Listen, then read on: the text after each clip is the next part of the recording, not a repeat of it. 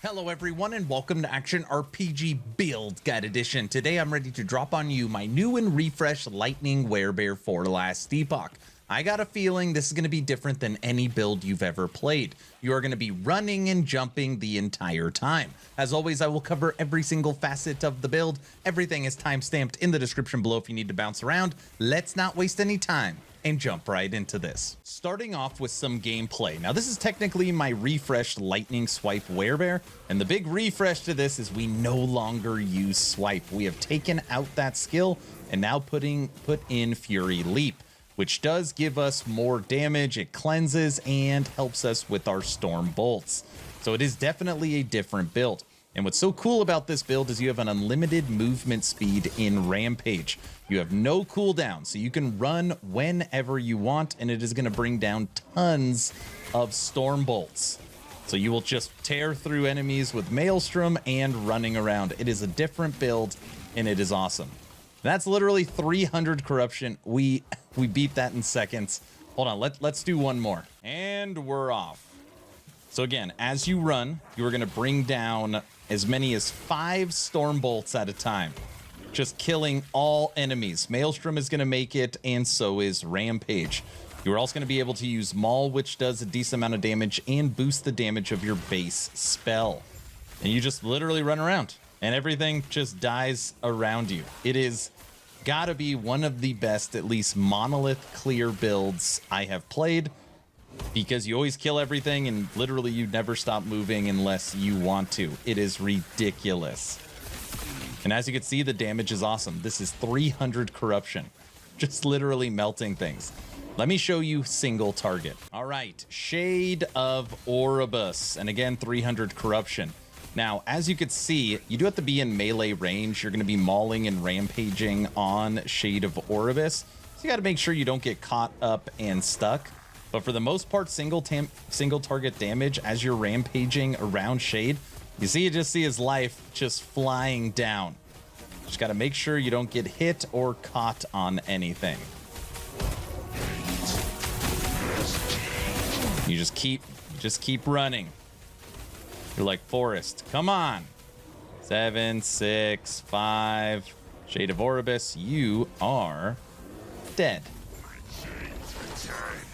Single target. Let me show you how to recreate this build. So now let's break down the skills, starting with Werebear form, and please pay attention to the order in which I take the nodes. This is how you're going to want to do it.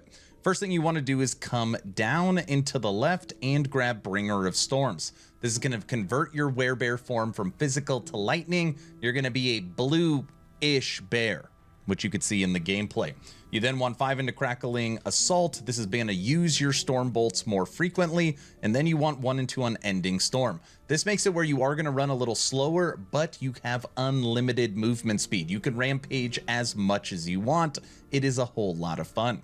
You're then going to want to come down here and unlock Skull Crusher. This makes it when your Werebear, when it uses his Maul skill, it uses the Fury Leap skill tree, which we will get to in a little bit. Your last 3 points, you're going to come down here and grab Claws, which is every strength or every point of attribute strength that you have is going to give you base spell damage, which just further boosts your Storm Bolt. So that is Werebear form. Moving over to Warcry. Now, what you want first with Warcry is you want to come down and to the left right here in Whirlpool.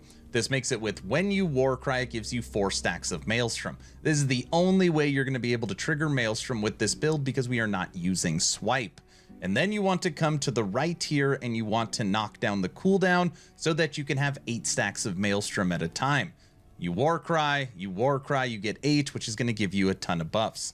You are then going to want to come to the left and you want to boost your crit and chill chance with Bringer of Winter, which is going to make you a little stronger. And then your remaining points up here just further your critical strike chance. That is Warcry. Moving over to the newcomer of this build, which is Fury Leap. We got rid of Swipe. I did so much tests over stream, and we actually like Leap better than Swipe. That way you're not having to focus on anything melee. It works a lot better. Now, what you want here is you want to come down into the left first and grab this tree. This is going to cleanse ailments, it's going to give you some life, and it's going to give you 15 boost to your global spell chance, which again further boosts your Storm Bolt damage. You then want to come over into the right because your leap can also trigger storm bolts as well. We're going to take the frequency and you're going to get a boost to your storm bolts based upon your attunement. And you are going to reset this when you kill an enemy, which, believe it or not, you're killing 1,000,000 enemies with storm bolt. Your final 3 points are right here into Savage Impact, and if you have any extra points, you want to put it in Savage Impact. So it is cleansing, it's giving you life, it's giving you more life, it's giving you frenzy, it's boosting your damage, and you're killing enemies and resetting it with your Storm Bolts. Works great. Another newcomer, we are taking Gathering Storm. Now, on here, it really doesn't matter which way you take it. I go to the left first and take these nodes. Then I come down, then I come over here to get your lightning penetration and additional damage when you are dual wielding. It's also going to use a little bit of your mana, but you don't have to worry about that. And then your final 4 points here into Jolting Strike. Now, I want to be clear. Every single point we have on this tree will benefit Storm Bolts.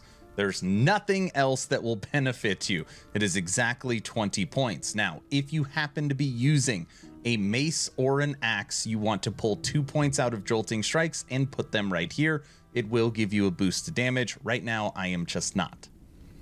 Last but not least, Maelstrom. What you want first is you want to come right here, Whirlpool, and you want to come up and get your haste and your frenzy stacks so that you are a faster running bear. You then want to come down to the right where you're going to get your lightning strikes or more storm bolts from Maelstrom. So you're going to be rampaging and making storm bolts, and you're going to be maelstroming, which is also going to be making storm bolts. And this triggers when you have 4 maelstrom stacks. Yes, every single time you Warcry, you will be able to trigger storm bolts. It works very, very well. Now, your final 4 points you can do a couple of things with it. If you are struggling staying in Werebear form, you could put it in mana efficiency. You can come over here and you could turn it into a physical spell and get some stun chance. For me, I just like having increased area. Those are the skills. So now let's break down the passive tree for our level 100 Lightning Werebear. And remember, cast speed, melee attack speed, none of that stuff helps this build. So we kind of got to bounce around with our points. So we're going to start off with the first 20 in our Primalist base. You want 8 into Natural Attunement, 1 into Harmony of Blades so you can dual wield, 5 into Hunter's Restoration for some life, and then 6 into Wisdom of the Wild because spell damage is where your damage is going to come from. You don't care about anything melee. Moving over to Druid, where we currently have 63 points. You want 7 into Plating, and I had to put all 7 points in here to make sure that my endurance was over 60%. I believe right now we're at 61. 5 into Resonance, 7 into Prowess, 5 into Focus Wrath, 1 into Rancor. This is going to allow you to stay in Werebear form the entire time. We then have 5 into Bush Stalker, which is going to give you some leech on your crit and crit chance. You're going to come down here and 10 into Wisdom, which is going to give you a huge boost to your crit avoidance based upon your attunement number. And then you're going to jump all the way up here. You need exactly this many points in order to get to Rageborn, which is going to give you rage on crit and crit chance, and then 10 into hide skin and 10 into impervious, which is going to give you a ton of survivability. Okay, 63 points into Druid. You do not need an additional point. You're then going to come over to Beastmaster. You want 8 into Yersin Strength, 1 into Savagery, 2 into Ambush, 4 into Boar Heart, and 5 into Porcupine Constitution. This is going to give you Aspect of the Boar, and it's going to give you 15% damage reduction. Again, huge for survivability. Now, your final 10 points are going to be over here in Shaman. You want 6 into Shamanistic Infusion, which is going to give you Attunement and Penetration, and then 4 right here into Wrath, which is going to give you base spell damage, but more importantly, you have a 1 in 4 chance to cast a Storm Bolt when hit. This is basically retaliation, which you're going to be hit fairly often. It's just going to give you more damage and chance to hurt enemies. Those are the passives. Moving over to Last Epoch tools, where we're going to cover blessings, idols, gear, and the character sheet, starting with blessings. Now, there are a couple important blessings here. One, for your sustain, you want to have spell damage leached as health. This is Hunger of the Void, because obviously you're going to be making storm bolts every second. And then you want lightning resistance shred. You're going to get this from Lagon, again, because you're going to be making lightning bolts every single second. With the crit avoidance blessing from the Emperor of Corpses, you'll have over 100% crit avoidance. And then we take double armor, base armor and armor percent, which gives you more survivability. Moving over to the idols. These are pretty simple. Life, lightning, life, lightning, life, lightning, life, lightning. And then on here, increased health. The other two idols we are using is increased spell damage while transformed and increased lightning damage. And on these, you can also take resistances if you feel you need them. Moving over to the gear. Now, what is great about this build is there is nothing required. There's nothing that you have to go farm or purchase or target farm in order to make it work. That being said, there is a couple items that are best in slot. You have the Culver's Claim Scepter, which is literally free, or I'm sure you find a ton if you are COF. Very easy item to find, and it is great for this build. The other item is the Stormcarved Testament that drops from Lagon. This is just great for lightning damage, attunement, and penetration. Now I'll go through each item one at a time. Helmet, level to Werebear form, crit strike multiplier while transformed. Amulet, critical strike multiplier, lightning penetration, double life. Armor, the implicit is base spell, and then we have plus the Maelstrom and critical strike multiplier while transformed with double life. Belt, lightning damage cleanse, double life. Boots, movement attunement, life. Gloves, strength attunement, life. Rings are the same, lightning damage and attunement. Lightning damage and attunement. And then our katana, crit strike multiplier, base spell damage with lightning penetration. People ask me all the time, why not use a mace or a axe so that you can boost your storm bolts inside the Gathering Storm tree? I've done the test. Katana gives us more damage. I like it, but again, you can use a mace or an axe in the offhand if you want. So that is the gear, the idols, and the blessings. Now, when we move over to the character sheet here, I have 27 points into strength, 80 into attunement, 2 into dexterity, movement speed 36. Our resistances are really, really solid. And when it comes to survivability, you have resistance, armor mitigation at 41%, maxed endurance percent, 1700 to endurance threshold, and maxed crit avoidance. So resistance, endurance percent, endurance threshold, armor, crit strike avoidance, and this gear right now, I have one singular tier 6 exalted affix, so it's not like this gear is insane. 4200 life. So you have a ton of sustain inside of this build, and your bear is very tanky. So now let's talk leveling. Aaron, this is great. How do I go from level 1 to what I am seeing on screen? I will show you. Now for me, some people agree, some people disagree. I level all my Primalists the exact same way. Doesn't matter if I'm a Beastmaster, Shaman, or a Druid. The first skill that I take is Swipe. And I come over here and grab Way of the Hunt, Reach, and Culling. This is going to give you multiplicative damage. It's going to give you Leech. It's going to give you Area. And more importantly, it is going to give you Kill Threshold, so you can just tear through the enemies quicker, including the bosses. The second skill that I take right is Warcry. And what I do is I come down here and I grab Whirlpool, just like we are using for the build. That way we are war crying and we are swiping and we're generating Maelstrom. And then I come over here and I grab Berserker. Okay, so Berserker and Maelstrom. The third skill that I grab, you guessed it, is actually Maelstrom.